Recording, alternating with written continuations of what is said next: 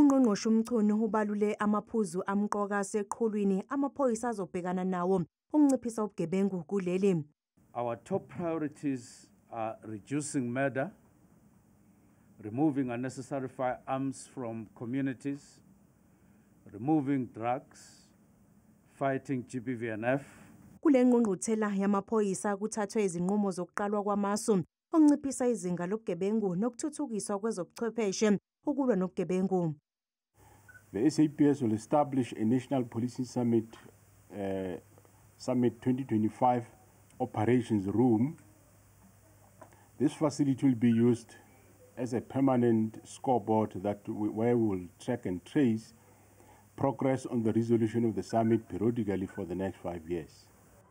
Umchunu uphinde wacacisa ukuthi ingamampunge imbiko ukuthi wafaka isimangalo kukhomishana amaphoyisa KwaZulu-Natal uNhlanhla Mkhwanazi ophikweni oluphenya izenzo zamaphoyisa i-IPID.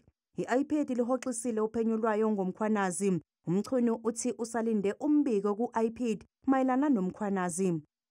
Nothing formal that has come to me in the form of a report in any way.